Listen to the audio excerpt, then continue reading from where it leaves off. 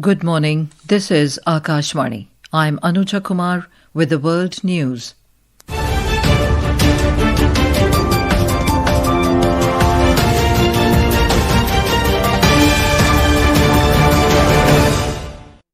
The headlines.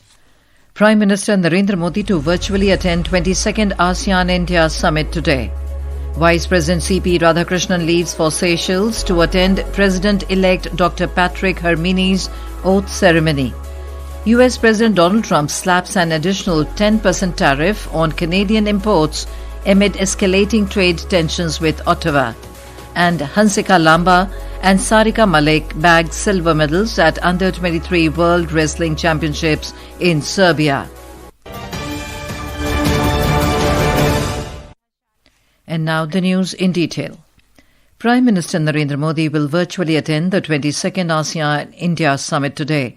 In a statement, External Affairs Ministry said Prime Minister Modi and the ASEAN leaders will jointly review the progress in ASEAN-India relations and discuss initiatives for strengthening comprehensive strategic partnership.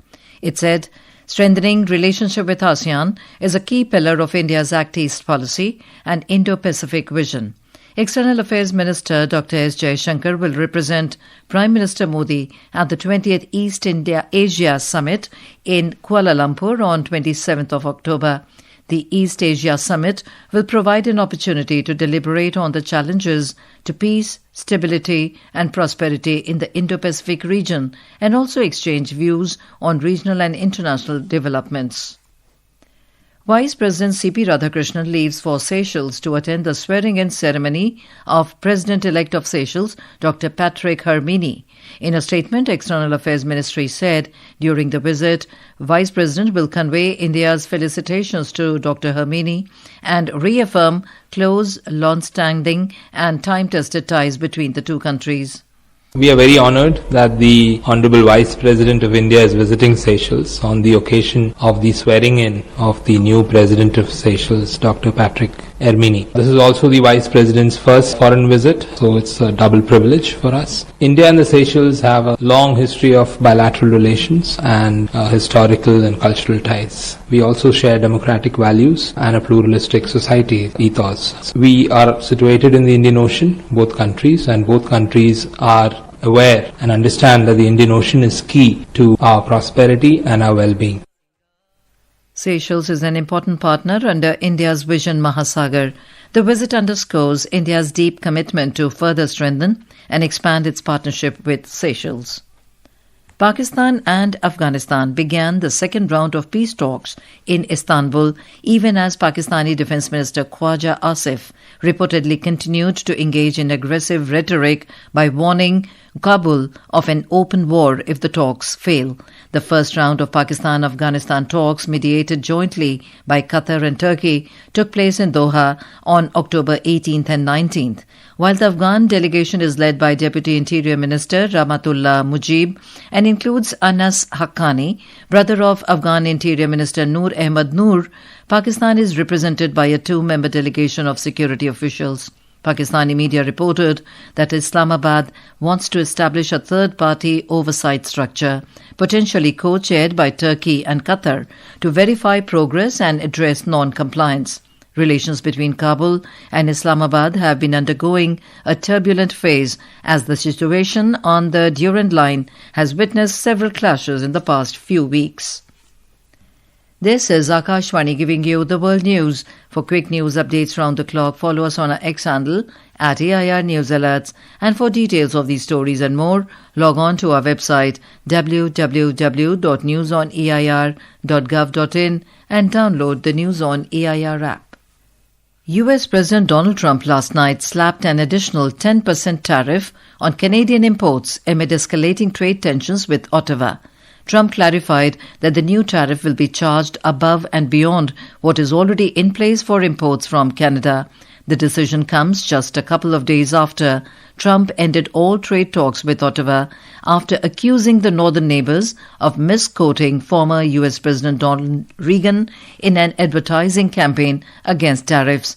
Canadian Prime Minister Mark Carney said on Friday that Canada stood ready to resume trade talks with the United States.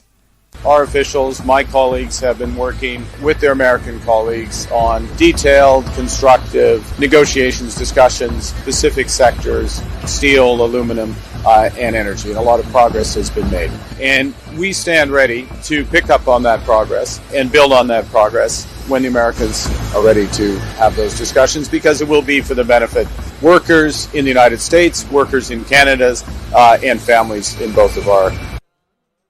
Earlier this year, Donald Trump imposed a 25% tariff on Canadian exports and a 10% tariff on energy product exports from Canada.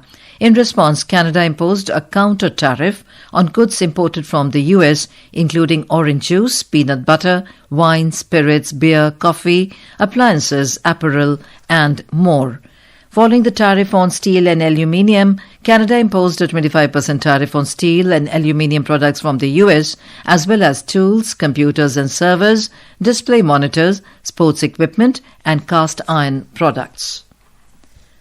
Mahant Swami Maharaj, the spiritual leader of the worldwide BAPS Swami Narayan Sanstha, has been honoured with the Distinguished Achievement in Building Better Communities Award at the Forum on Faith 2025 in New York City. A report. According to the BAPS Swaminarayan Sanstha, the prestigious recognition celebrates his unwavering global leadership in nurturing harmony, strengthening families, and transforming society through faith-driven service. A statement issued by the spiritual organization said, in honoring His Holiness, Mahant Swami Maharaj, the forum recognized his leadership in mobilizing BAPS volunteers around the world to serve society in meaningful and tangible ways, including in healthcare, education, and disaster relief. The award, a stunning crystal trophy bearing the Forum on Faith insignia, was presented today before an audience of eminent spiritual leaders, diplomats, public administrators, business pioneers, and international media. This is Manal Saeed, News Desk.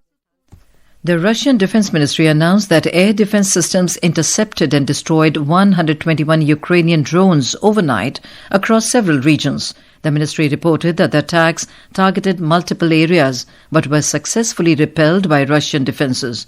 Meanwhile, Russian envoy Kirill Dmitriev, head of the Russian Direct Investment Fund, stated that the planned summit between Presidents Vladimir Putin and Donald Trump will take place at a later date. He emphasized that the meeting has been postponed rather than cancelled, noting that it requires thorough diplomatic preparation before being rescheduled. Severe flooding has affected more than 960,000 people across 6 states in South Sudan, displacing over 335,000. According to the UN Office for the Coordination of Humanitarian Affairs, the floods have damaged over 140 health facilities, limiting access to essential services amid outbreaks of cholera and malaria.